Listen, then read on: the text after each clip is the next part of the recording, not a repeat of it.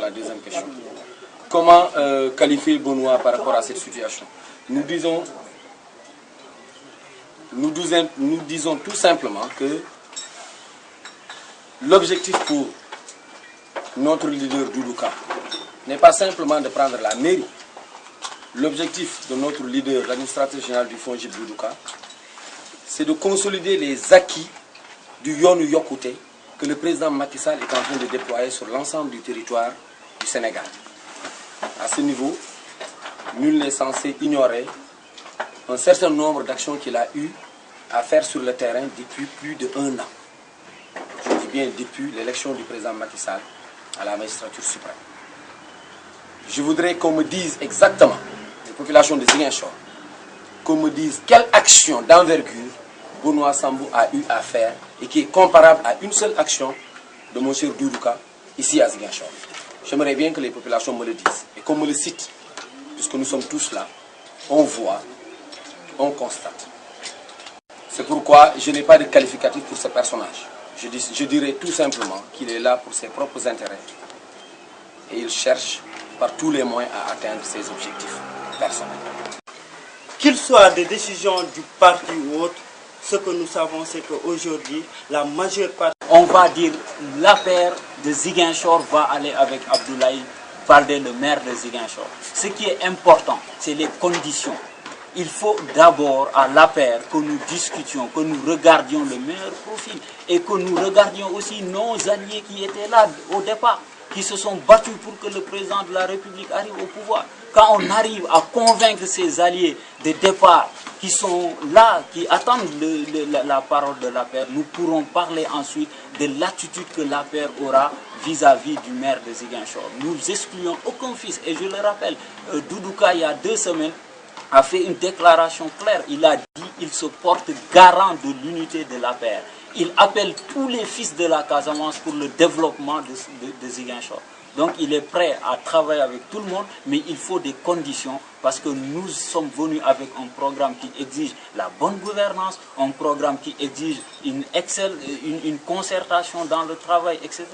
Je vous rappelle aussi que le maire Abdoulaye Baldé est peut-être un potentiel... voilà, on a des enquêtes sur lui qui sont en cours, donc on ne le rejette pas, mais il y a des conditions qui doivent être au préalable réglées, posées sur la table avant qu'on lance au visage des militants de l'APR un appel à pied au maire Abdoulaye Baldé. Et il faut, la première condition, je le dis et on le répète, il faut qu'il se range derrière le président Macky Sall pour qu'il accompagne la vision de ce président qui est en train de faire un travail extraordinaire. Oui, mais justement, le président Macky Sall, avant même son accession à la magistrature suprême de ce pays, a toujours prôné le rassemblement pour gouverner de façon concertée le Sénégal. C'est ce qui fait qu'aujourd'hui, autour du président Macky Sall, vous voyez un ensemble de forces politiques qui aujourd'hui ont des positions dans le gouvernement, ont des positions à l'Assemblée nationale, non des moindres d'ailleurs. Aujourd'hui, nous sommes tous au courant que le président de l'Assemblée nationale du Sénégal, qui se trouve être une institution très importante, est dirigé par un membre de la coalition Benno Bokk Yakaar. Je veux nommer le monsieur Moustapha Niasse. Donc, à partir de cet instant, Macky n'a jamais expliqué que ce soit. Par contre, quand on parle de rassemblement, on ne demande pas un rassemblement qui va se faire avec n'importe qui.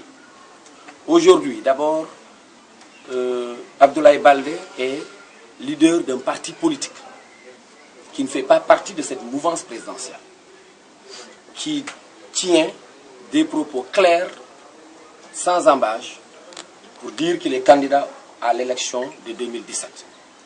Il dit aussi qu'il est candidat aux élections locales, son parti ira aux élections locales. Donc nous disons que l'exigence qu'on aura par rapport à cette situation, c'est de dire au président de la République de recadrer un certain nombre de militants de l'APR qui se croient tout permis, en l'occurrence le ministre Benoît Sambou, pour qu'ils comprennent que si unité il doit avoir, si dynamique unitaire il doit avoir, si rassemblement il doit y avoir, il appartient au président de définir la cadence à suivre. Et à partir de cet instant, l'ensemble des militants à la base suivront la consigne à suivre et non être devant la scène politique locale pour essayer de diriger ou d'instrumentaliser quoi que ce soit. C'est ce que nous voulons dire si réellement exigence il y a.